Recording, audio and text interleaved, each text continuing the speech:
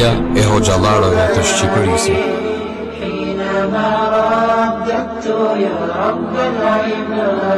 Bismillahirrahmanirrahim. Alhamdulillahi rabbil alamin wassalatu wassalamu ala khatamil anbiya'i wal mursalin Muhammad ibn Abdillahi al-Amin wa ala alihi wa sahbihi ajma'in wa ba'd. Të gjitha falënderimet, madhërimet janë vetëm për Allahun subhanahu wa ta'ala. Përshëndetet me të mira dhe bekimet e Allahut xhalla xhelalu qofshin për të dërguarin e tij Muhammedin sallallahu alaihi wasallam. Paqja dhe mëshira e Allahut qofshin për familjen e ndershme të profetit, për shokët e tij besnik dhe për gjithë ata që ndjekin rrugën e tyre deri në ditën e gjykimit. Sot me lejen e Allahut xhalla xhelalu do të flasim për një temë, ose më mirë themi, sot do dalim nga tema e ciklit që kemi pas filluar më parë për shpjegimin e ajeteve të cilave u dihet shkaku i zbritjes. Pra, nga e dila që vijon e më vonë do ta vijojmë ciklin ashtu aty ku e kemi lanë. Kurse sot kemi një temë e cila mendoj se është rëndësishme, po ashtu më kanë kërkuar dhe disa vëllezër që ta trajtojmë këtë temë. Bëhet fjalë për aktualitetin e gjendjes së muslimanëve në botë. Dhe për rrjedhojmë fjalë pjesë e tyre jemi dhe ne muslimanët e Shqipërisë, sepse çfarë do lloj ndikimi që ka bota islame, atëherë ky lloj ndikimi plotësisht ose pjesërisht vjen edhe te muslimanët shqiptarë. Në radhë të parë herë të shikojmë gjendjen aktuale në syrin e lirë, pa u futur në detaje. Po të shikojmë gjendjen e muslimanëve sot në botë, do të shikoni gjendja e ummetit është katastrofë në të gjitha anët. Për shembull, përçarja që është më e rëndësishme në rrezik, sepse nuk është rëndësishme nuk është diçka e mirë. Do të thënë përçarja, luftrat, vatrat e nxehta janë pikërisht me fjalë vendet ku janë muslimanët.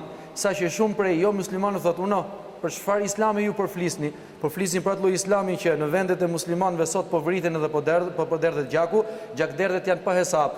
Qofshin në disa raste mes muslimanëve apo në shumicën e rasteve nga burime të huaja. A kanë faj muslimanë tu apo jo, nuk do të di njëri. Rëndësishme është që shikoni se çfarë ndodhet ai. Atëherë Islami pretendohet që është feja e paqes. Islami pretendohet që është feja më e mirë. Islami pretendohet apo thirret nga vetë muslimanët që është feja e shpëtimit. Ku ta gjej shpëtimin, thot ai, kur ju jeni të përçam me njëri tjetrin. Ku ta gjej shpëtimin unë kur ju e derdhni gjakun e njëri tjetrit. Ku ta gjej shpëtimin dhe paqen unë kur pikërisht vatrat e nxehta janë në vendet islame, në vendet ku janë me shumicë muslimanët. Atëherë si të japim përgjigje këtyre çështjeve, po jo vetëm kaq, po kemi dhe varfërinë. Varfëri të qëllimshme. Pse është e qëllimshme? Sepse i kanë të gjitha resurset, i kanë të gjitha, mund t'i plotësojnë të gjitha nevojat e veta dhe kanë pasurimi i fjalë mbi toksore dhe nën toksore. Të gjitha shtetet arabe. Si ka mundësi i fjalë që ato shtete, shumica e shteteve arabe të fjalë, jetojnë në varfëri, kanë një përsi numerike shumë të madhe, kanë pasuri si shtam mbi toksore dhe nën toksore, si ka mundësi, atëherë bëhet fjalë për keq menaxhimin e situatës, për keq menaxhimin e faktorit politik dhe ekonomik, kemi dhe keq menaxhimin, ose mirë themi, kemi dhe grabitjet apo zullumet dhe padrejtësitë e ndryshme që u ndodhin sot muslimanëve. Pa çka se në syrin e jo muslimanëve këto duken me qëllimin gjithmonë, ja ku e keni ky është Islami, këto janë muslimanët, këto janë të prapambeturit, janë fundi i të gjithë popujve të tjerë. Tani lind pyetja.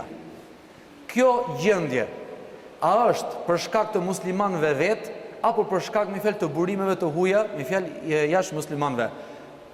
Janë të dyja bashkë. Edhe për shkak të muslimanëve vetë, edhe për shkak të burimeve jashtë muslimanëve. Rëndësi ka që ne si musliman të besojmë edhe të pohojmë që gjithçka që ndodh është ashtu sikur e ka caktuar Allahu xhella xhelal.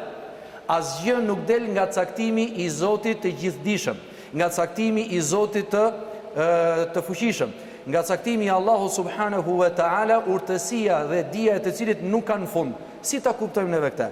Në radhë të parë, këtë lloj gjendje ku sot muslimanëve po u bëhet zullum nga jashtë, në të njëjtën kohë ato janë duke bërë zullum dhe vetes së tyre, do thënë prisat e tyre, gjithçka është paralajmëruar më parë nga vetë pejgamberi Muhammed sallallahu alaihi wasallam. Dhe po të mblidhen të gjitha hadithet profetike, do të shikojmë sa bukur janë renditur të gjitha sprovat që kanë qenë, janë dhe do të vinë në mesin e muslimanëve, madje dhe sprovat botërore. I ka përmend pejgamberi sallallahu alaihi wasallam, pavarësisht se neve na intereson gjendja muslimane për momentin, sepse për atë jemi përgjegjës. Kurse për sa i përket zullumeve, kemi ajetin kuranor ku thot Allahu xhalla xhelalu wala tahsabanna Allaha ghafilan amma ya'malu adh-dhalimun. Mos mendoni asnjëherë që Zoti është i pakujdesshëm ndaj zullumeve që ndodhin, ndaj zullumqarëve. Thot innama yuakhiruhum li yawmin tashkhasu fihi al-absar. Vërtet Allahu xhalla xhelalu i vonon zullumqarët për një ditë, ose i vonon deri te një ditë ku syt apo shikimet do të shtangen. E kemi përmendur më parë që shtangja është dy llojesh. Shtangja kur njeriu i del shpirti, vjen meleku i vdekjes, ai shikon melekun që e ka dërguar Allahu xhalla xhelalu për t'i marrë shpirtin, qoftë njeriu të mirë, qoftë zullumqarit, dhe shtangja e shikimit kur t'i dalin të gjitha veprat që ka vepruar ky njeriu ku të paraqitet përpara Allahu xhalla xhelalu ditën e gjykimit dhe do t'jap llogari për gjithçka që ka vepruar në këtë botë. Për sa i përket zullumqarëve dhe të padrejtëve, mizorëve, të cilët u kanë bërë padrejtësi njerëzve të tjerë, muslimanëve apo dhe njerëzve të tjerë, nëse ata nuk do t'i kuptojnë, ose nuk do t'a ndjejnë, ose nuk do t'a marrin dënimin e tyre në këtë botë, ka një ditë gjykimi. Wala tahsabanna Allaha ghafilan. Allahun mos e mendo asnjëherë që është i pakujdesshëm dhe nuk din se çfarë po bëhet. Përkundrazi, i ka caktuar vetë ai, e ka ditur shumë mirë se çfarë do të bëjë, dhe se çfarë do të ndodhë, dhe ajo që do të ndodhë, siç po ndodh, e ka shkruar Allahu xhalla xhelalu në kader të parë, kaderin, i cili është i ruajtur në Lauhi Mahfuz. Kur kemi shpjeguar të çështja e caktimit dhe kaderit, që është e ruajtur në Lauhi Mahfuz. Tani le të futemi pak në detaje. Vetë pejgamberi alayhi salatu wasalam do të mundohemi fjalë shkurtimisht që të përmbledhim të paktën me deri para yacis, të përmbledhim aq sa kemi mundësi gjërat më kryesore. Në një hadith që transmeton Imam Ebu Davudi në sunenin e tij nga Thauban maula Rasulillah sallallahu alaihi wasallam. Thaubani ka qenë shërbëtori i pejgamberit alayhi salatu wasalam, ka vdekur vitin 54 të Hijretit dhe ka qenë në rob, e ka marrë pejgamberi sallam, e ka ble këtë rob nga pronarët e vet, pastaj e ka liruar. Kjo është zemërgjësia e pejgamberit alayhi salatu wasalam, që gjithmonë ftonte në lirimin e robërve. Njerëzit s'kam se të jenë sklever, liroj, të jenë të lirë se gjithë tjerët. E bleu pronarit vet, pastaj tha ti je i lirë. Ai çfarë rrugë zgjodhi? Tha unë jam i lirë, po unë nuk kam ku të shkoj, thot. Unë do të shërbej ty sa ti je gjallë. Thaubani, shërbëtori, Thauban mola Rasulillah tha unë jam i lirë, nuk kam ku të shkoj, s'kam nevojë me punu, me shkuan e këni, do të rri në shërbimin tënd në të gjithë në jetën tënde. Atëherë, ky jo vetëm që i shërben dhe pejgamberit alayhi salatu wasalam, por ka marrë dhe dituri pamas, me fjalë se kur disa të tjerë si Abdullah ibn Mas'udi, si Enesi, si Abu Huraira dhe të tjerë kanë marrë shumë dituri nga pejgamberi alayhi salatu wasalam, dhe njëra prej haditheve më kryesore që vlen Thaubani, ky shërbëtori i pejgamberit alayhi salatu wasalam, e transmeton nga profeti sallallahu alaihi wasallam, është e rëndësishëm për të gjithë ummetin, sidomos në fundin e kohës, është ky hadith që ne do të përmendim tani, që transmeton Ebu Davudi në sunenin e tij, ku pejgamberi alayhi salatu wasalam thotë: yushiku an tadaa alaykumul kama tadaa al-akalatu ila qasa'atiha. Së shpejti do të mblidhen të gjithë popujt e tjerë rreth kujt, rreth jush si ummet. Pra muslimanët do të jenë këtu edhe do të rrethohen nga jo një popull, jo një armik, por nga të gjithë çfarë? Popujt e tjerë, pra shumë kombe, shumë popuj do të mblidhen rreth popullit pejgamberit, pred ummetit pejgamberit alayhi salatu wasalam. Çfarë do ndodh? Thot pejgamberi sallallahu alaihi wasallam, ashtu sikur mblidhen ngrënësit rreth një ene të vetme. Një enë me ushqim është lënë diku aty dhe mblidhen njerëzit për të ngrënë. Nuk pyet kush se çfarë është ajo ena, a është kusi, apo është kazan, apo është një enë, apo është metal, apo është kauçuk, apo është kështu, apo është ashtu. Mjafton që aty që kanë brenda e marrin kush të marrin më shumë se do të mbaroj. Ena do të mbaroj. Ashtu dhe pejgamberi alayhi salatu wasalam na ka përmendur këtë hadith, ja ka përmendur sahabëve që së shpejti do të përfundojë çështja e ummetit, do të përfundojë me kuptimin që do të vijë kjo ditë, jo se ashtu do të vazhdojë gjithmonë, siç do të sqarojmë sot inshallah. Kema të da'al akalatu ila qasaatiha. Njëri prej sahabeve i thot pejgamberit sallallahu alaihi wasallam, çuditur, thot e min qillatin yawma idhin nahnu ya Rasulallah, apo bëhet fjalë që për atë ditë për të cilën ti po na paralajmëron o i dërguari i Allahut, po bëhet fjalë që ne jemi të pakët në numër, sepse gjithmonë kur njeriu është 1, 2, 3, 4, 5 vet dhe rrethohet nga 20, 30, 40 vet, atëherë është më se normale që ata nuk kanë fuqi, nuk kanë mundësi t'i bëjnë ballë të gjithë atyre njerëzve që janë rrethuar, që i kanë rrethu. Dhe çfarë do bëjmë me fjalë? Ose do dorëzohen, ose do tregohen të dobët dhe do të shfrytëzohen më së miri për nga epërsia numerike atyre që i kanë rrethu dhe këto që janë pakic. Andaj dhe sahabiu, nga sahabët e pejgamberit se nuk i dihet emri se kush ai që ka pyet, i çuditë thot e min qillatin yawma idhin nahnu ya Rasulallah, a do të jemi të pakët në numër atë ditë ne i dërguari i Allahut? Shikoni se çfarë thot pejgamberi alayhi salatu wasalam, bel antum kathir walakin gutha ka gutha'i sayli, ju do të jeni të shumë në numër, epërsia numerike është e juve, do të keni shumë, mirë po do të jeni si mbeturinat të cilat i marrin me vete e rrjedhat e ujrave. Ky lloj hadithi është përkthy faktikisht në vende të ndryshme si shkuma e detit. Ju do të jeni si shkuma e detit. Kjo nuk ka lidhje fare me gjuhën arabe, me shkumën e detit. Deti nuk ka shkumë fare, po edhe nëse ka shkumë, edhe s'ka lidhje fare me shkumën e detit. Gutha ke gutha i sejl janë të gjitha ato mbeturina të cilat janë të padubishme dhe nëse dalin vetë në rrjedhën e ujrave ose njerëzit i hedhin atë, rëndësishme që vinë rrjedhat e ndryshme të ujrave dhe i marrin përpara. Dhe askush nuk interesohet për to. Pse? Sepse janë të padubishme, edhe pse mund të jenë shumë. Janë të padobishme edhe pse mund të jenë shumë. Shikojeni se çfarë panorame i jep pejgamberi alayhi salatu wasalam sahabeve, të cilët të pakët në numër, vetëm se kishin pejgamberin sallallahu alaihi wasallam afër dhe ndiqnin urdhrat e Allahut xhalla xhelalu, ata her pas here gëzonin dhe kënaqeshin me triumfin dhe ndimin që u jepte Allahu subhanahu wa taala. Ndërkohë ato po çuditën tani, ne jemi pak dhe Zoti po na ndihmon. Do vi ka një kohë që ne do të jemi shumë, mirë po do të jemi me fjalë mbeturina, me fjalë njerëz të padobishëm, edhe pse do të kemi epërsi numerike tepër të madhe. Tani jep shkakun pejgamberi alayhi salatu wasalam ku thot: "Wa la yanzi'anna Allahu al-mahabata min suduri aduwikum", dhe Allahu xhalla xhelalu do ta heq, thot, atë autoritetin, prestigjin që gëzonit dikur. Ne dim shumë mirë që në shekujt e parë muslimanët gëzonin autoritet, edhe pse ishin të pakët në numër. Thot pejgamberi alayhi salatu wasalam: "Nusirtu birru'bi masirata shahrin", un jam triumfuar, thot, më vinte mua si ariqi për të triumfuar dhe më kishte frikë armiku një muaj larg. Para se ta shikonte me sy, kishin frikë dikur të luftonin me muslimanët. Nuk është më kjo ditë.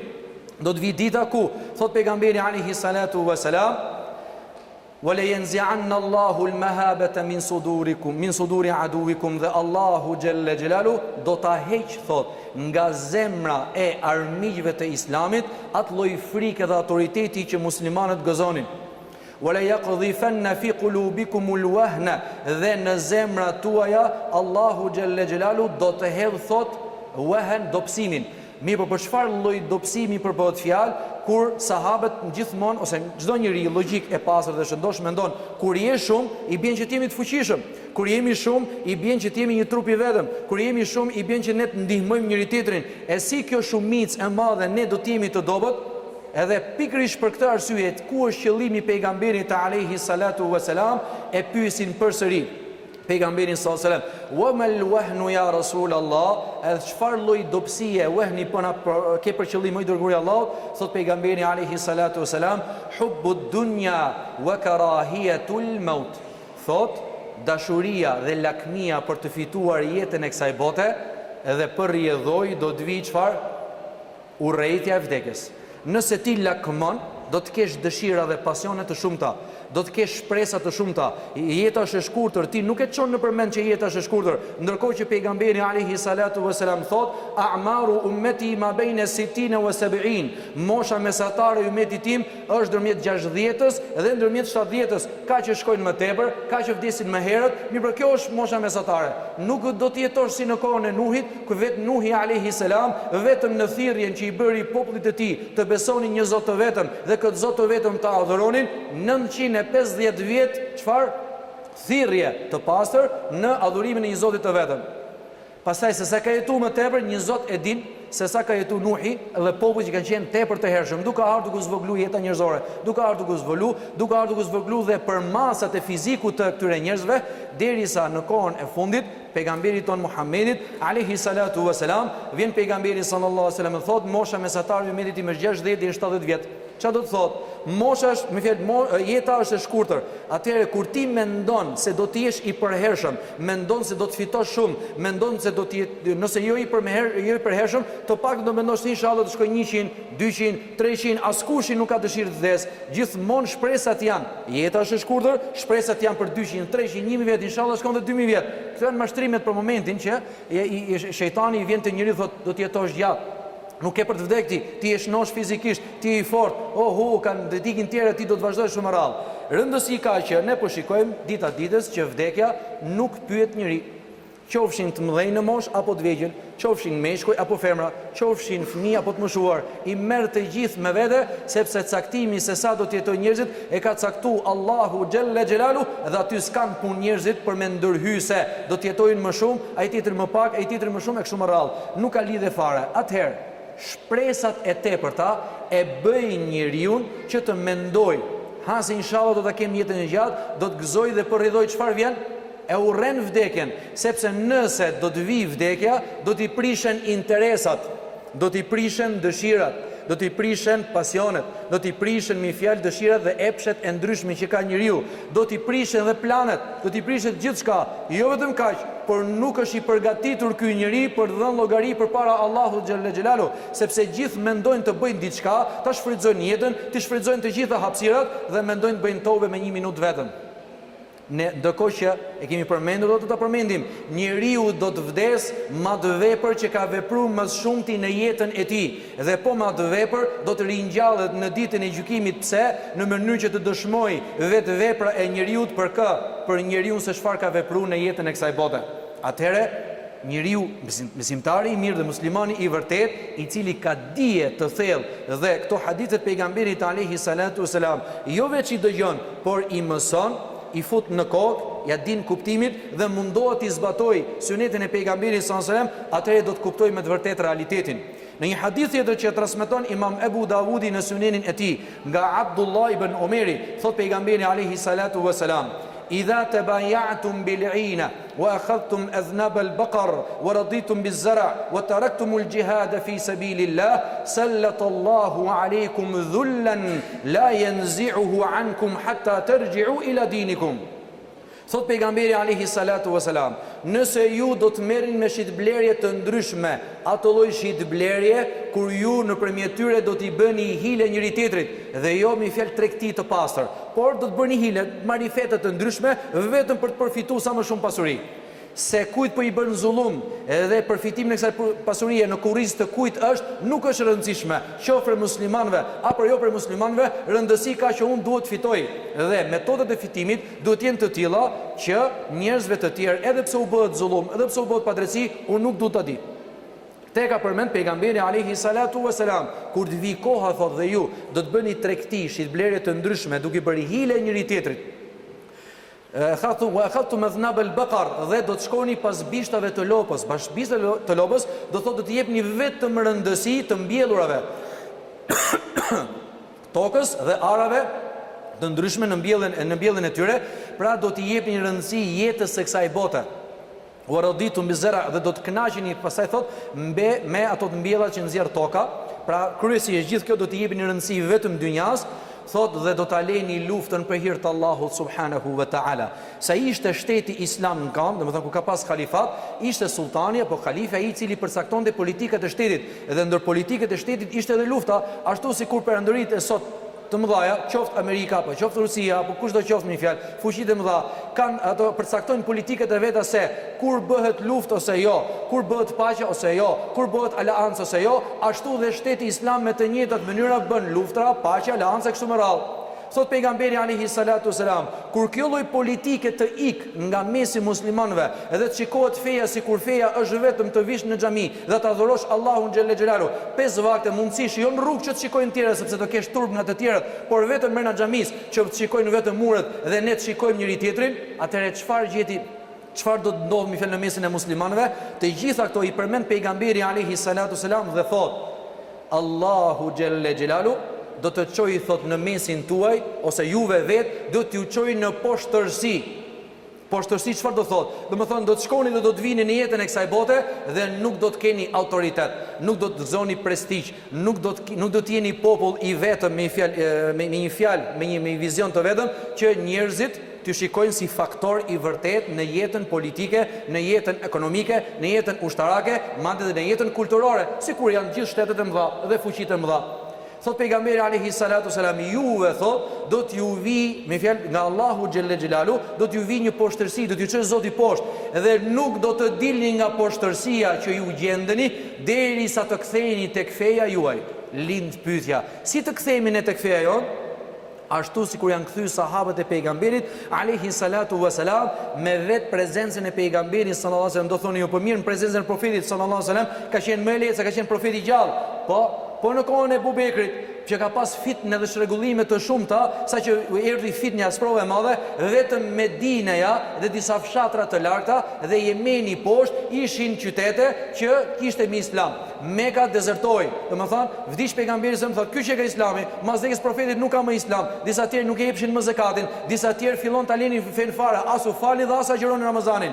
Sprov e madhe për Abu Bekrin. Çfarë bëri Abu Bekri? I bëri thirrje të gjithë muslimanëve, të sinqertë dhe besnik, aq pak sa ishin që të ishin një trup i vetëm dhe Allahu xhelle xhelalu i dha triumf Abu Bekrit, atij burrit të dobët, i cili nuk kishte një fizik të madh, kur flonte namaz qante, ishte i butë në zemrën e tij, ishte shumë i mëshirshëm dhe i butë në marrëdhënie me njerëz të tjerë. Si arriti ky njeri kaq i dobët, si arriti ky njeri kaq i mëshirshëm, si arriti ky njeri kaq i butë të jep të Allahu xhelle xhelalu ndihmë dhe triumf që të kthehesh edhe një herë qendrat e ish muslimanëve në qendra më të forta islame se sa në kohën e pejgamberit alayhi salatu wasalam. Pse e themi më të forta? Sepse masi u kthyn dhe një herë ato qendra në islamin ashtu sikur ishin në kohën e pejgamberit alayhi salatu wasalam dhe u forcuan akoma më shumë me musliman të ri, me besim të ri, atëherë nga vatrat e tyre nuk zgjati shumë, 60 e sa vjet nga vdekja e pejgamberit alayhi salatu wasalam, muslimanët arritën në Spanjë. Muslimanët arritën mas 60 e sa vjetëve nga vdekja e pejgamberit alayhi salatu wasalam në Spanjë. Su bëte fjalë më për Azin dhe as për Afrikën Veriore, por arritën në Spanjë, qytetërimi i të cilëve zjati plot 600 e sa vjet, 6 shekuj e sa. Kurse thjesht si sundim ka zjatur 8 shekuj. 800 vjet kanë jetuar arabët me kulturën e tyre edhe imagjinoni dhe numrat sot që i përdorin evropianët dhe përdorim ne në shkollat tona janë numra arab. Nga erdhën këto numra me fjalë në mesin e evropianëve, erdhën pikërisht nga Spanja, të cilët nuk dinin ta përdorin në zero, por rrjedhoi nuk dinin të shumëzonin dhe për rrjedhoi teknologjia e tyre nuk do të este përpara nëse Muhammed ibn Khuwarizmi nuk do të shpikte zeron. Edhe zero ka ardhur me fjalë pikërisht nga djepi kulturës që është Damasku. Ja përcollën muslimanët e Spanjës dhe arabët e Spanjës ja përcollën evropianëve që në atë kohë nuk jetonin në pallate mermeri dhe as pallate prej guri për të cilave jetonin muslimanët, por jetonin në kasolle. Mos i hym fare kësaj çështjes me fjalë kulturës se si janë shkëmby kulturat e shumë rrallë. Kjo është një çështje që don ligjërata më vete. Rëndësi ka ky lloj prestigji dhe autoriteti i madh që gëzonin muslimanët. Pse gëzonin? Sepse ishin një trup i vetëm, pas një pari të vetëm me çfarë? Nga ana politike, ekonomike, kulturore dhe ushtarake. Ishin një trup i vetëm. Pejgamberi alayhi salatu wasalam gjitha këto i lajmëron dhe thot, kur ju të kënaqeni me jetën e kësaj bote, ta lini çështjet fetare që janë të rëndësishme, të lini dhe luftën për hir të Allahut subhanahu wa taala, Zoti do të çojë juve në poshtërsi, s'keni përdal nga poshtërsia derisa të theni tek feja juaj. Tani lind pyetja, sot ne apo jetojmë në një lloj poshtërsi, Edhe a e ndjem në këtë lloj përsëritje po valla? Po e ndjem. Nëse nuk e ndjem, do të thotë që jemi zhyt aq shumë në të mirat e kësaj bote, sa nuk duam të ditë fare se ç'a ndodh me fen. Nuk duam din fare se kush po vritet atje në Siri, e kush po vritet në Burma, e kush po ekzekutohet në Egjipt, e kush po vritet me fjalë musliman të tjerë në vendet në Pakistan, në Kashmir e kështu me radhë. Atëherë pse s'do me ditë fare ti, nuk e më ndjenj. Dhe vetëm Siria nëse ka shku 150.000 vram, atëherë lajmet janë bërë me fjalë aq monotone mi fjalë, u vra ushtu numri dhe nuk ka më ndjenj. U vran, edhe le të vriten. Audon. Kur ta çoj Zoti sprovën këtu pastaj ku jeton ti, atëherë do ta shikosh me një fjalë se ç'është sprova. Ty të çoj Zoti 97 dhe nuk e majtë dot. Se majtë dot, shqiptarët nuk majtën dot 197, që erdhi 1997. Lumat që kanë litë 1998. Se majtën dot 3000 vjet që vdiqën, pastaj u pasun në tjere, e pastruan cupat njëri tjetrin e kështu me radhë, kështu. Nuk e majtën dot shqiptarët, me fjalë kaos, kurse te për vitin 150.000, kurse njerëz të plagosur, njerëz të çar, njerëz me fjalë të pa shtëpi, ai e hap Kur'anin dhe kënon fjalën e Allahut subhanahu wa taala, sepse Allahu me madhërinë e tij e din shumë mirë se prej kujt e ka zgjedh fen, kujt ja ka dhënë dhe nëpërmjet të cilëve do të përhapet kjo fe. Ka zbritur të arabët, është mbajtur të arabët, edhe pse arabët sot me fjalë janë në krizë dhe për atë krizën ne do të flasim dhe për lloj kriza vjen edhe tek ne, dhe po arabët do ta përhapin fen Allahu subhanahu wa taala, dhe po arabët do të bashkohen, ashtu dhe Mehdiu do të jetë arab, edhe Qahtani me fjalë rajulun min Qahtan nga fizi Qahtanëve, që do të jetë përveç Mehdiut, do t'i mbledhë ai muslimanët me fjalë me një xhalifat të vetëm, dhe ai do të jetë për arabëve, edhe khilafa ala minhaj nubuwa, khilafeti dhe sundimi sipas metodës pejgamberike që do të bëhet në Damas me fjalë, dhe ajo do të jetë nga arabët, nuk do të jetë kurrë nga jo arabët, sepse Allahu xhelle xhelalu e ka ditur shumë mirë zemrën e arabëve nga jo arabët. Arabi ka diçka, nëse e jep fjalën mbaron ajo lloj gjëje. Nëse e jep fjalën mbaron, kurse ne edhe bëjmë një fjalë noze, edhe jo vetëm që bëjmë noze, edhe kalojmë një fjalë bëjmë zigzake, por themi që s'kemi luajtur gjë, asgjë në rregull jemi neve. Prandaj edhe Allahu xhelle xhelalu nuk na ruan neve për me triumfu fen. Të ka rrit pak të me një fjalë bëj zmet vetes tate, bëj zmet familjes tande, sa mundsi i keqe me ftuar njerëzin islam, thuaj elhamdulillah, nëse u zot dikushi, andaj dhe Zoti nuk të çon ty sprova aq të mëdha sa ka çuar njerëzve të tjerë, jo vetëm kaq, por mblidhemi edhe fillojmë të luajmë një lloj të bëjmë një lloj analize, duke filluar filani ka gabu, filani ka bërë kështu, mirë i qoftë aty nëse meritojnë këtë lloj sprove, me mirë t'ju bëhet aty nëse sepse ato e meritojnë me fjalë dënimin e Allahut, e lloj gjëra të cilat nuk duhen dalin fare nga goja e muslimanit. Muslimani nxjerr vetëm një fjalë nëse nuk ka mundësi të bëjë diçka. Çfarë? O Zot, leçoj aty që janë hall. O Zot, triumfoj muslimanët. O Zot, bashkoj zemrat e muslimanëve. Bëj lutje nëse s'ke mundësi të bësh një punë të mirë, dhe jo të nxjerrësh nga goja fjalë që nuk i përshtaten as pak një muslimani të mirë. Në një hadith tjetër që e transmeton Imam Ahmedi në Musnedin e tij dhe Ibn Majah në Sunenin e tij nga Abu Huraira, thot pejgamberi alayhi salatu wasalam, se yati ala an-nasi sanawatun khadda'at, do të vinë tek njerëzit thot vite mashtruese, yusaddaqu fiha al-kadhib wa yukadhabu fiha as-sadiq, do të përgënjështrohet i vërteti i sinqerti dhe do t'i merret fjalë personit që gënjen. Krejt me fjalë do të prishin ato, si quhet, do të normat me fjalë kryesore do të vinë në formë të anasjellë, me fjalë të kundërt. Një person që e flet të vërtetën, do thotë ti je gënjeshtar, mos flit fare, nuk dëgjon njëri ty. Kurse një person që gënjen mes drekdark me fjalë, ky është rob i mirë. Ky po thot të vërtetën. Wa yukhawanu fiha al-amin wa yu'tamanu fiha al-kha'in. Personi që është tradhtar, atij do t'i pranohet besa. Kurse personi që e man fjalën dhe man besën, do të thotë ik, thosë se ti nuk e man fjalën, ik se ti nuk e man besën. Kretë kundërta. Thot pejgamberi alayhi salatu wasalam, wa yatakallamu fiha ar-ruwaybita, edhe në këtë kohë do të flasin një grup njerëzish të cilët quhen ar-ruwaybita. E pyesin pejgamberin sallam, për cilën kategori njerëzish po bën fjalë o i dërguari i Allahut, thot pejgamberi alayhi salatu wasalam, ar-rajulu tafi yatakallamu fi amri al-amma, po bëhet fjalë për një person i cili nga formimi i tij është me fjalë i nënçmuar, është i poshtruar, ndoshta është idiot fare dhe flet në emër të gjithëve. Fillon të zgjidh çështjet e njerëzve. Thot ti mos e bën kështu se e ke gabim gjë mu, bëj kështu e kështu me radhë. flet në emër të tjerëve. Ashtu sikur e kemi zakon edhe në shqiptarët, të gjithë ne kemi qejf të jemi politikan, të analizojmë politikën thellësisht dhe në detaje. Të gjithë ne jemi inxhinieri më i mirë, i licencum me fjalë, me eksperiencë, me praktik pune, me përvojë pune, them se ka bën mirë do ta bëte kështu, inxhinieri pa shkollë. Do të vinë pasaj me fjalë, ne do të japim mend në ushtri, do të japim mend politik.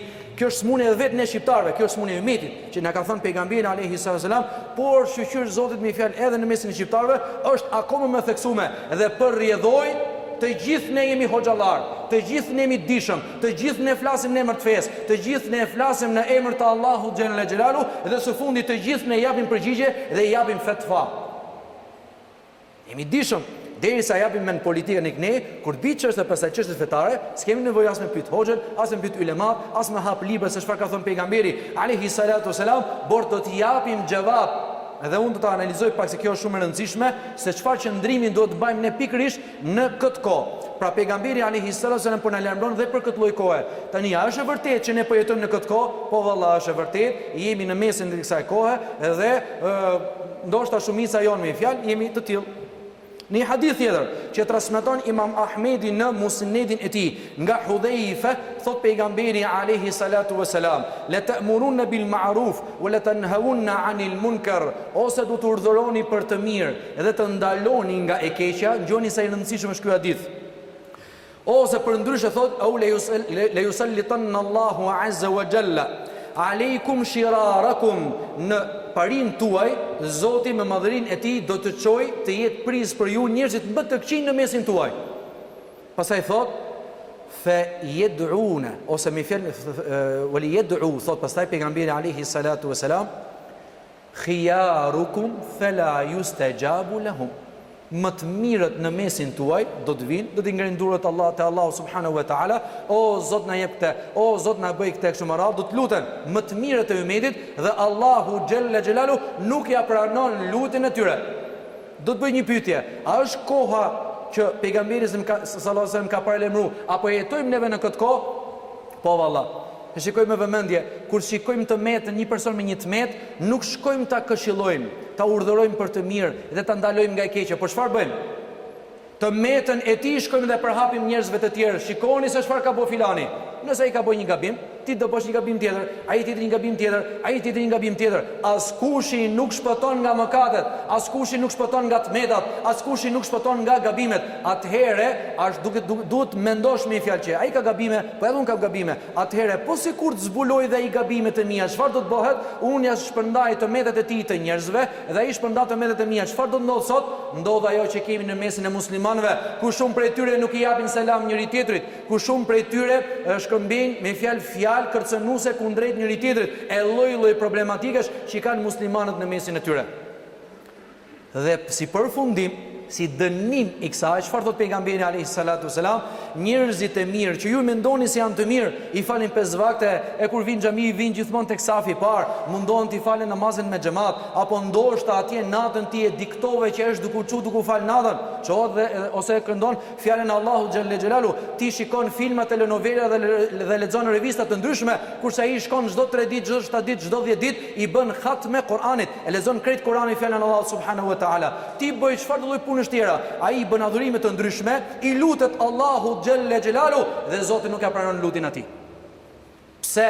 Sepse keni lënë urdhërimin për të mirë dhe ndalimin nga e keqja. Urdhërimi për të mirë dhe ndalimi nga e keqja është sinqeriteti i vërtetë i një muslimani. Nëse ne nuk urdhërojmë për të mirë dhe nuk ndalojmë nga e keqja, kemi përfunduar si çifutët, të cilët e shikonin një gabim dhe nuk urdhëronin më.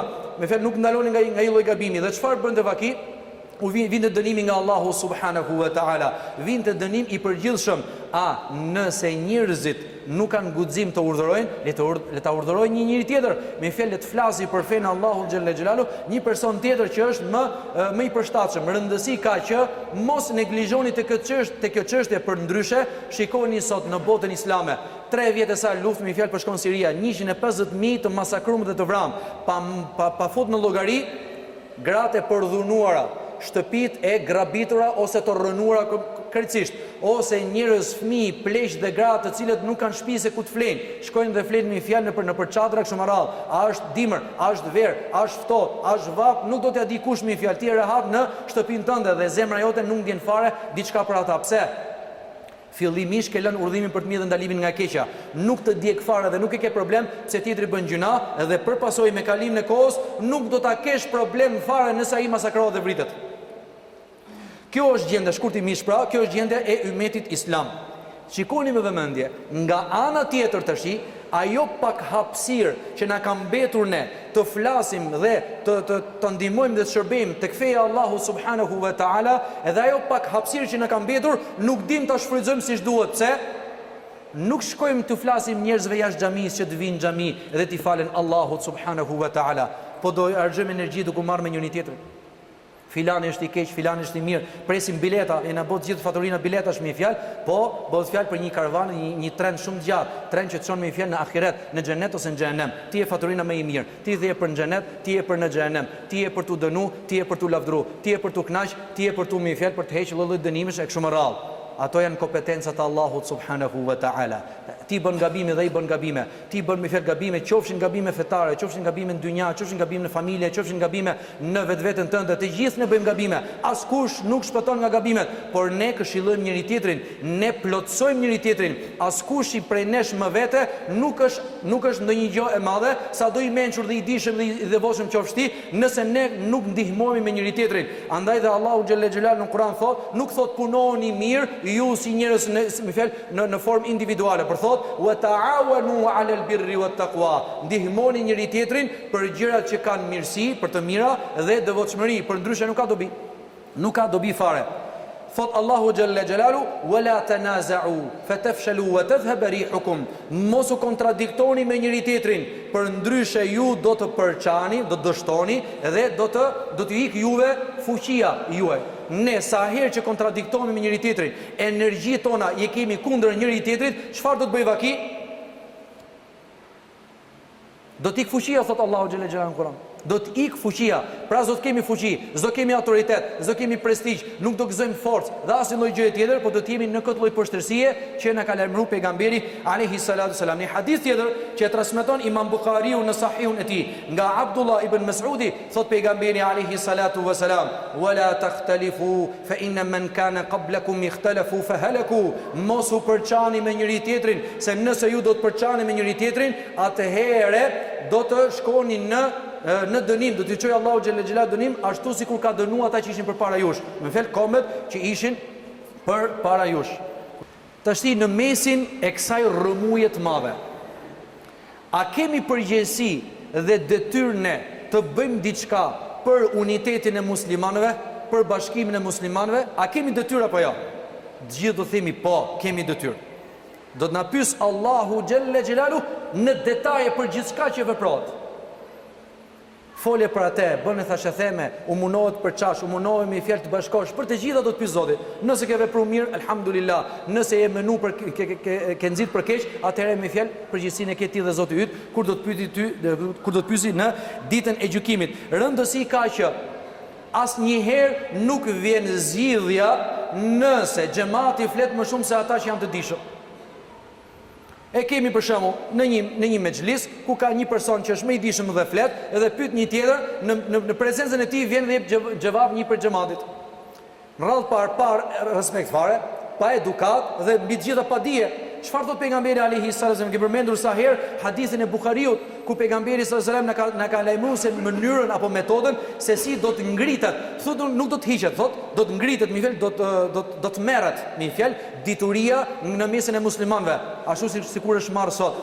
Thot pejgamberi alayhi salam, na tregon pejgamberi sallallahu alaihi wasallam metodën e marrjes dhe ngritjes së diturisë. Edhe na tregon pasaj që në mesin e muslimanëve nuk do të ketë më vetëm se ignorant, do të vinë njerëzit të pyesin dhe do të japin xhavab gjithë, se kanë përgjegjësi. A ishim gjithë politikan, a ishim gjithë ushtarak, a ishim gjithë me fjalë inxhiniera, a ishim gjithë futbollista, a ishim në fund fare me gjithë hoxhallar, do të japin xhavabin. Çfarë thot pejgamberi alayhi salatu wasalam?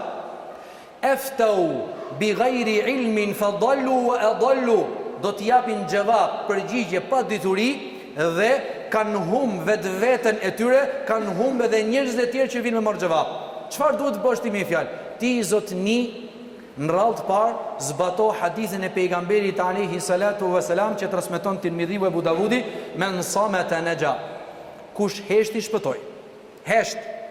Lerja çështjet me fjalë ti bëj një person që është më i mirë në të gjitha fushat dhe në të gjitha sferat e jetës. Qofsh edhe në çështje fetare apo qofsh në çështje jo fetare.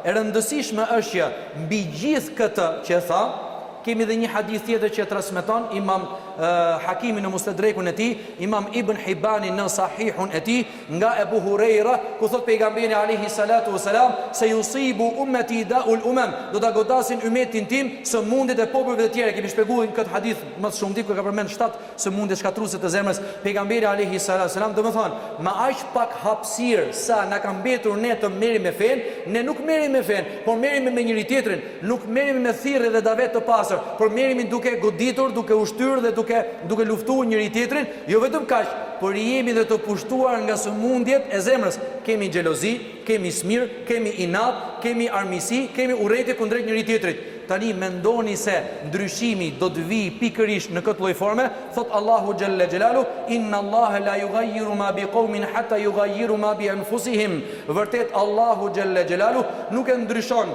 gjendjen e një populli derisa ata vetë të ndryshojnë gjendjen e tyre. Nëse ti o njëri fillon nuk flet për njerëzit e tjerë, nuk merresh me përgojime, nuk merresh me thashetheme, nuk merresh me gjëra të cilat nuk i shkojnë për shtat muslimanët, por mundohesh ti bashkosh muslimanët, mundohesh ti shërbesh fesë islame, tu shërbesh komunitetit, domethënë muslimanëve të tjerë, edhe të sjellësh sa më shumë dobi njerëzve, vetes tënde, familjes tënde, njerëzve në përgjithësi, atëherë je mundu të bësh diçka. Për ndryshe je futur vetë në valle dhe po futur në valle me fjalë do të kërcesh, po se sa do zgjas dasma, një orë gjithë natën, ndoshta 2 net, atë kosën e asaj valli me fjalë do ta mbash vetë. Tashti kemi diçka që është tepër e rëndësishme. Allahu xhelle xhelalu, unë përmend ajetin kuranor, nuk e ndryshon gjendjen e kombit përderisa ata të ndryshojnë veten e tyre, të fillojë ndryshimi vetë nga ne. Pastaj Zoti do të na ndihmojë. A nëse ne nuk duam, atëherë Zoti s'na ndihmon. Kjo është mesazh tepër i qartë nga vetë Allahu xhelle xhelalu në Kur'anin famëlar. Mirë, po lind një pyetje. Po si ka mundësi që Zoti don gjithmonë udhëzimin e njerëzve? Zoti don që ti mos mëkatosh. Zoti don nga muslimanët që mos bish poshtë, mos bish në poshtërsi, që të nënçmojnë dhe në vlerësojnë njerëzit e tjerë dhe popujt e tjerë. Pse Zoti zgjodhi për muslimanët pikërisht këtë gjendje? Normal për një kohë caktuar, dhe jo, kjo nuk është e përhershme. Kjo ka urtësitë e veta, dhe unë do të përmend vetë disa prej urtësive të Allahut subhanahu wa taala. Urtësia e parë, pse Zoti i çon muslimanët në këtë gjendje, është nëse ju do të përçani, do ta shijoni dënimin në dynja përpara ahiretit. Çka do thotë që kjo fe çohet përpara dhe suksesi dhe mbarvajtja nuk vjen vetëm nëse njerëzit janë një trup i vetëm, dhe kjo është jo vetëm në çështjet fetare, kjo është në çështjet e dynjas. Mirë, por në çështjet fetare është akoma më e theksuar se po bëhet fjalë për 2 gjendje. Gjendja e jetës së përditshme dhe gjendja shpirtërore. Je përgjegjësh 2 fish, dhe nëse prishet gjendja shpirtërore, atëherë prishet edhe gjendet e tjera. Domethënë nuk ka më sukses dhe mbarvajtje. Po ashtu, urtësia është që ne mos të gjejmë zgjidhje pikërisht te kush, tek ata të cilët nuk na duan, ose të shkojmë tek armiqtë e Islamit, të ata që e shohin Islamin mes drekdark, dhe ta zgjejmë zgjidhjen për tyre. Zgjidhja vjen nga Allahu xhelle xhelalu. Ashtu sikur po ndodh sot në Siri, deri dhe armët kimike u përdorën kundër popullit sirian, dhe akoma janë në dyshje se çfarë duhet bëjmë me regjimin sirian. Po çfarë duhet më bëmë ti? Ta shush krejt Sirin, pastaj të ndërhysh, nuk ka nevojë më të ndërhy. Nëse e shun krejt sa janë atje, nuk ka nevojë më të ndërhysh. Po pse është gjithmonë kjo lloj gjendje pikërisht në Siri? Sepse në Siri do të vijë dhe khilafeti ala minhajin nubuwa. Do të vijë khilafeti me metodën pejgamberike, dhe jo khilafet me fjalë në formën e dinastisë. Për shembull, siç është në Arabinë Saudite, është ligji i Zotit me fjalë, si në formë kushtetute, por e mban një familje dhe nuk e mban me fjalë një halife i zgjedhur me fjalë nga muslimanët. Apo në vendet e tjera ku janë mbretëri, është një dinasti, është mbretëri e një familjeje dhe nuk është me fjalë të zgjedhur nga halifi i zgjedhur nga parlamenti ta qush me fjalë. Parlamenti në Islam është el Mejlis e Shura. Do thonë me fjalë ajo njerëzit më të mençur mblidhen dhe e zgjedhin me fjalë kryetarin e atij shteti. Domethënë ka një lloj lirie, ka një lloj demokracie dhe jo kështu unë jam i parë dhe mbaroj muhabetin. Ç'ndodh? Allahu xhelle xhelalu don t'i tregojë njerëzve mesazh hynor që nëse nuk don Zoti një popull çfaroset, mundoni të gjithë ju sa jeni. Lindje dhe perëndimi ka leanca të fshehura kundër popullit sirian dhe akoma nuk janë mundur. Fillimisht doni t'i bllokonin në çështet e armëve, nuk i bllokon dot. Me fjalë sulmon një gazet mushtarake, merr armë lufto. Lufto me fjalë sulmon një gazet mushtarake, merr armë lufto. S'kishin nevojë fare për tjerët. Edhe ashtu po e vazhdojnë luftën. Dhe ashtu janë duke u munu që diktatorin e tyre, Bashar el-Assadin, ta hedhin poshtë me çfarë? Me forcat e veta, edhe pse ka kosto të mëdha. Kosto është tepër e madhe sepse nuk të ndihmon kush, edhe vetë muslimanët nuk po të ndihmojnë. Ky është një mesazh hynor që nëse Zoti e cakton që një popull nuk duhet të mposhtet kurrë, atëherë do të vi dita edhe çudi në syrin e të gjithë me fjalë superfuqive, si ka mundësi që triumfojnë këta, edhe do triumfojnë. Nuk ka ku të shkojë çështja. A e dini pse? Sepse Allahu xhelle xhelalu e ka mësu pejgamberin Muhammed sallallahu alaihi wasallam tu tregoi të gjithë ummetit që pikërisht në tokat e Shamit do të mblidhen njerëzit më të mirë nga ummeti pejgamberit alaihi salatu wasallam derisa të bëhet xhilafeti i vërtet. Xhilafeti që e presin muslimanët. Nuk do të vijë xhilafeti nga Egjipti, nuk do të vijë xhilafeti nga Arabia Saudite, nuk do të vijë xhilafeti nga Maroku, sepse njerëzit nuk kanë dije fetare dhe me fjalë kanë atë ndjenjë, me fjalë që çfarë bëhet, bëjmë diçka kështu më radh. Nuk vjen nga këto shtete fare. Xhilafeti do të vijë nga tokat e Shamit, sepse ashtu e ka lajmëruar pejgamberi alayhi salatu wasalam. Edhe të gjitha çfarë po ndodh sot në botë i ka lajmëruar pejgamberi alayhi salatu wasalam. Jemi tani për momentin te urtësitë e Allahut xhelle xhelalu. Në të njëjtën kohë kemi një urtësi tjetër, mesazh hynor nga Zoti fuqiplot. Dhe i urdhë i gjithdijshëm që feja islame sot ose muslimanët janë të përçarë. Janë të përçarë në atë lloj forme se janë duke luftuar njëri tjetrin. Nuk kanë një shtet të vetëm, nuk kanë një parë të vetëm. Janë njerëz më me pak vlerë në të gjithë popujt e tjerë, mirë po feja e tyre po përhapet më shumë. Urtësia e parë, nuk ka nevojë feja islame të hapet me dhunë, atë hap vetë Allahu xhelle xhelalu. Se po t'ishte me dhunë me fjalë, muslimanët sot do ikte feja e tyre.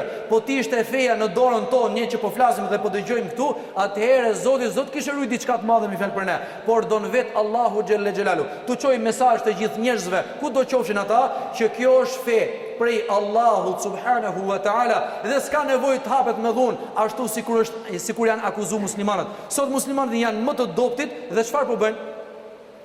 Vjen një diktator nga Iraku, vjen diktator nga Jemeni, një diktator me fjalë nga Siria, një diktator nga Egjipti, krejt shteti islame dhe për çudi të gjitha diktaturat i ka përmend pejgamberi alayhi salatu wasalam. I ka përmend që arabët, kryesisht muslimanët, pra në përgjithësi dhe arabët kryesisht do të jenë në diktatura të vetë lëkurës së tyre, domethënë nga fisit e tyre, edhe jo diktatura nga jashtë, pushtime nga jashtë. Ka hadithe të sakta nga pejgamberi alayhi salatu wasalam ku na transmeton muslimi sinfani min ummeti lam arahuma ba'du.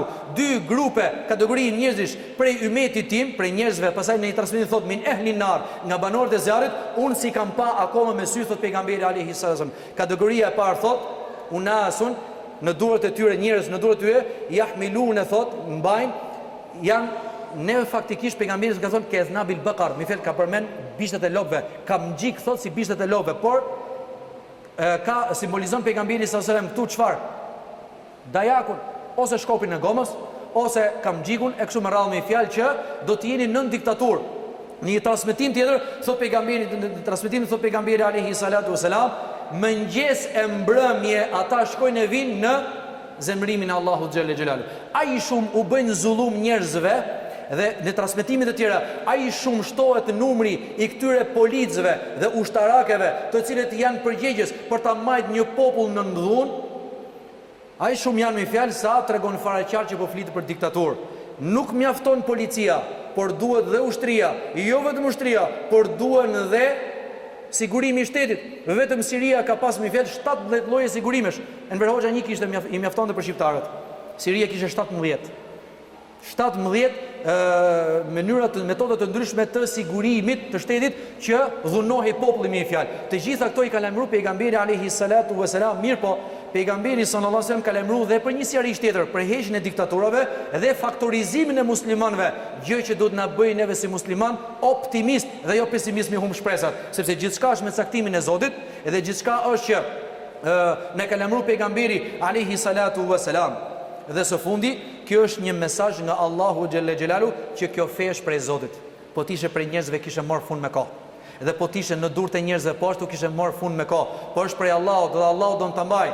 Për gjithë problemi ku është? A do të mbaj Zoti vetë?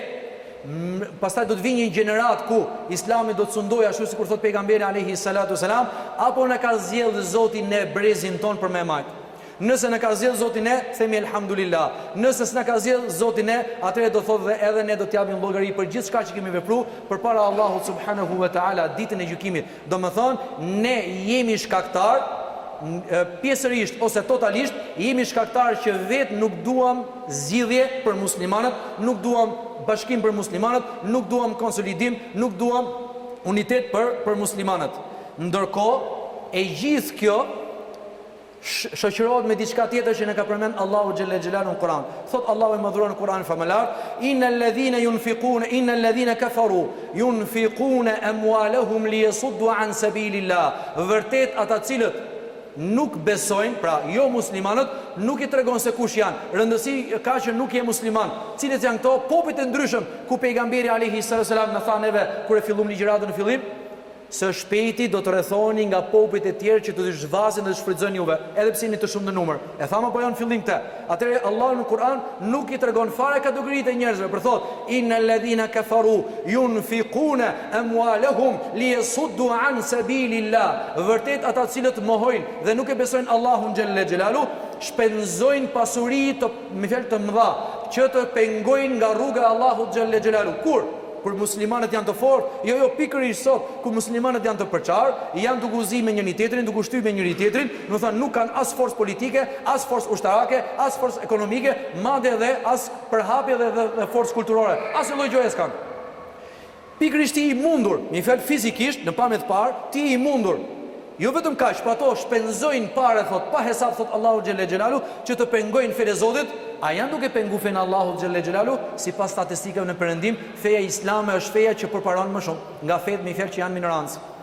Përhapet pa hesab, saqë mendohet që vetëm Gjermania në vitin 2050 do të jetë me fjalë 50-50. 50% me 50% muslimanët dhe jo muslimanët, gjermanët vet, anglezët vet, francezët vet, italianët vet duke pranuar islamin, me çfarë? Me dëshirën e tyre. Si ka mundsi? Armisht, vetë italianët, vetë anglezët, vetë kush do qofshin për evropianëve, shpenzojnë pasuri prallore për pengimin e kësaj feje dhe muslimanët vetë nuk janë duke mundu, sepse janë duke u marrë me njëri tjetrin, mesazhi hyjnor që kjo fe është prej Allahut. Kush do ta kuptoj, e kupton. Kush do me kuptuar, mos ta kuptoj. Kjo është çështje tjetër. Edhe mesazhi i fundit dhe urtësia e Allahut xhelle xhelalu me dështimin e të gjitha sistemeve politike në botë, alternative vetëm është Islami. Edhe këtë na ka përmend pejgamberi alayhi salatu wasalam. S'ka më alternativë tjetër për momentin, përveç Islamit, se sa demokracia. Por po shikojmë me vëmendje që demokracia po i shfrytëzon dhe i skllavëron njerëzit. Domethënë demokracia e vërtet që sot gjoja po serviret njerëzve nuk është vetëm se një komunizëm modern. Domethënë po të shfrytëzon jo drejt për drejt me dhunë, por po të fut në dy shina, o do të hesësh këtu o s'ka. Edhe ti gjithmonë je në shërbim të një personi që është sipër teje, të dy bashkë një treti, të tre bashkë një katëri, derisa në formë piramidale janë të pakt ata njerëz të cilët duan ta sundojnë të gjithë botën. A do ta sundojnë apo jo? Kjo është çështje që e ka caktuar Allahu subhanahu wa taala, kur thot pejgamberi alayhi salatu wasalam në një hadith që transmeton Imam Ahmedi në Musnedin e tij, bashir hadhihi al-umma bis-sana'i war-rif'ati wat-tamkini fil ard. Përgëzoje këtë ymmet, thot pejgamberi alayhi salatu wasalam, me çfarë? Me forcë, me lartësi, me mundësi dhe dhe lartësim jo në çështje thjesht un jam dikushi. Lartësim në politik, do të vi koha dhe do të sundoj të gjithë botën kush? Islami. Dhe vetëm atëherë alternativa e vetme pas dështimit të gjithë sistemeve politike në botë do të vijë dhe një herë tjetër të gëzoj bota totalisht dhe jo pjesërisht, sikur në kohën e Omar ibn Abdulazizit, të gëzoj drejtësinë e vet. Aty kur do të vejë drejtësia, do të largohet kamata. Sot bota perëndimore, joja me servimin e demokracisë të skllavaron nëpërmjet ribas, nëpërmjet kamatas, nëpërmjet metodave të ndryshme bankare, vetëm që ti të shërbesh atyre më mirë dhe të pasurohen vetëm një grup i caktuar i njerëzve. Kurse ty të ka lënë mirë me fjalë, të hash dhe pirë, sikur politika e vjetër romake që sklavin ta trajtosh mirë. Sa më mirë ta trajtosh sklavin, aq më mirë të shërben ty ai. Ndryshe nga perandoria persiane që do të më shërbesh me dhunë o s'ka. Jo, po s'ka mundësi, me dhunë derisa të vdesësh. Ky ishte metodë dhune e kujt? E perandorisë persiane. Romakët ishin më të zgjuar. Pikërisht në këtë pikë ishin më të qetë, mi fel më të butë. Pse?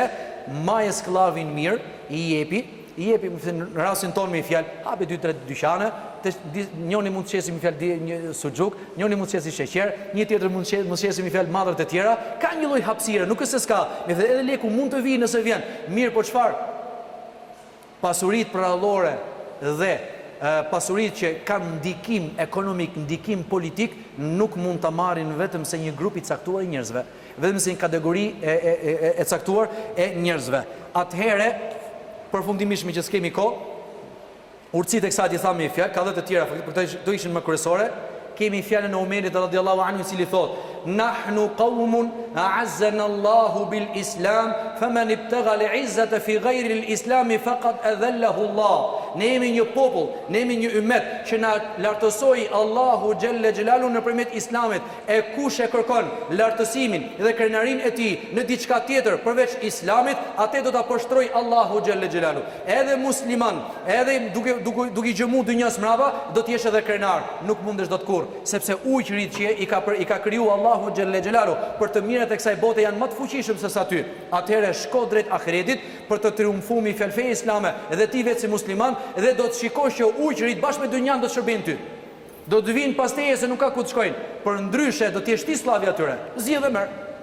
Muslimanët e parë nuk kishin nevojë të shkonin mas dynjas, kishin nevojë të shkonin vetëm mas shërbimeve të komunitetit musliman, do të thënë të muslimanëve në përgjithësi dhe të fesë Allahu xhelle xhelalu. Dhe çfarë bëri vaki? Dynja i shkoi pas atyre. Në kohën e Omar ibn Abdulazizit çfarë ndodhi? Nuk kishte një njeri që thonte i nxirrte ato tellallet e vet, thonte: "A ka kush don lek për të rinjve që s'ka mundësi të martohet, le të martohet unë nga buxheti i shtetit. A ka fukarin që ka me la borxhet, unë shkoni lani borxhet. A ka me fjalë për me kry në hallet e kështu me radhë, a keni merrni me fjalë. Jo vetëm që nuk doli dikush për me marr lek, sepse me fjalë e kishin kap veten që të gjithë në kohën e Omar ibn Abdulazizit, është rasti i vetëm në të gjithë historinë botërore ku një popull pasurohet në formë të mesme, po dhe pasurimi i fjalë të madhe, dhe s'ka me fjalë një njeri që thot du lek. Dy arritët më dha, arrit ekonomike që bota asnjëherë s'e ka pa, dhe arrit e dytë me fjalë ndërgjegja e njerëzve. Por po si s'doli njëri me rret, më jep mua. Asnjëri s'doli me rret. Arritje e dyfisht, ekonomike dhe shpirtërore. Do të vi dhe një herë kjo kur na lajmëron pejgamberi alayhi salatu selam. Kurse për sa i përket atyre që thonë kush i bën Siris me fjalë është shenja që ka dalë në vel Mehdiu kështu më radh, to janë gjithë pralla. Nuk ka lidhje fare me hadithet e pejgamberit alayhi salatu selam. Një hadith që transmeton Imam Abu Davudi, thot pejgamberi alayhi salatu selam: "Sa tusalihuna ar-rum", ju do të lidhni aleancë me romakët. Cilët janë romakët? Perëndimorët.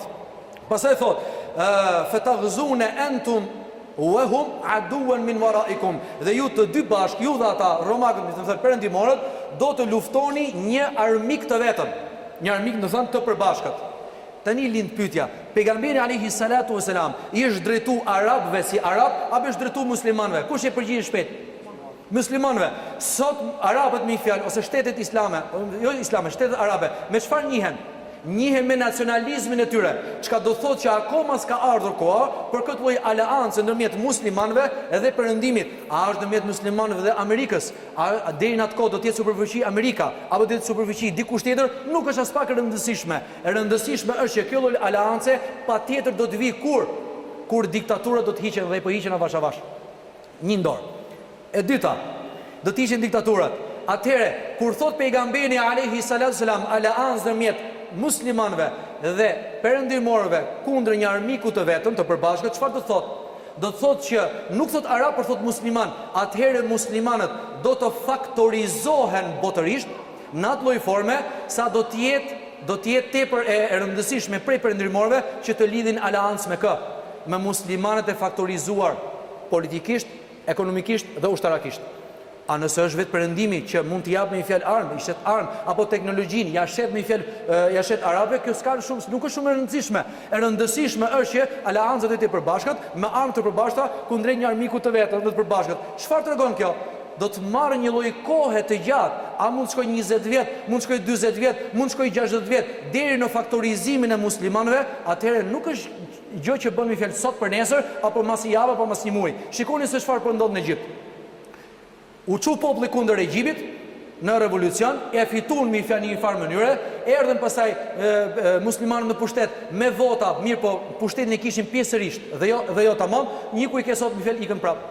Do vinë prap, do ikin prap, derisa të vijë kohë do faktorizohen.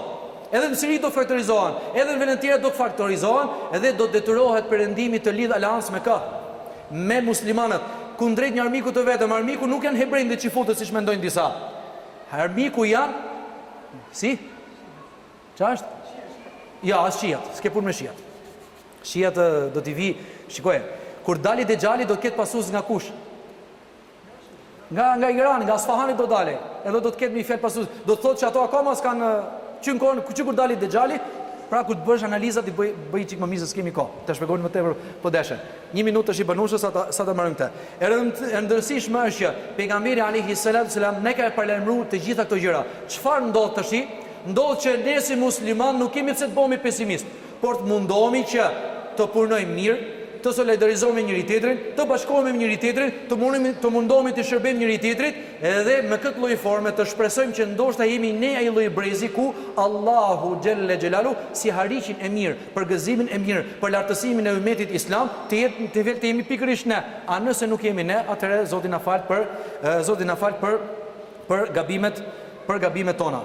Faktikisht ka dhe shpjegime të tjera, por paktën kryesisht e dham atë që ishte rëndësishme.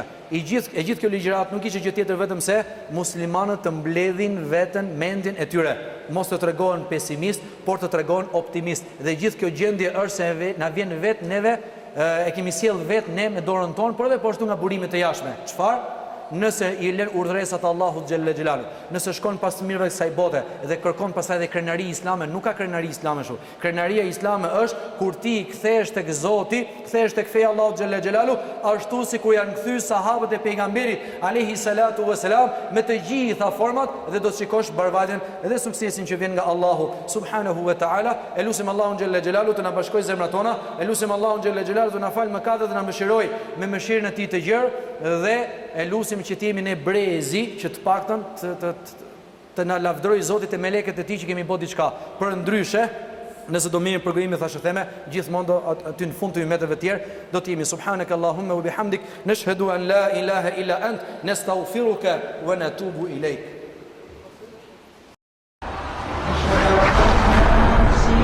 Lidhja e hoxhallarëve të Shqipërisë.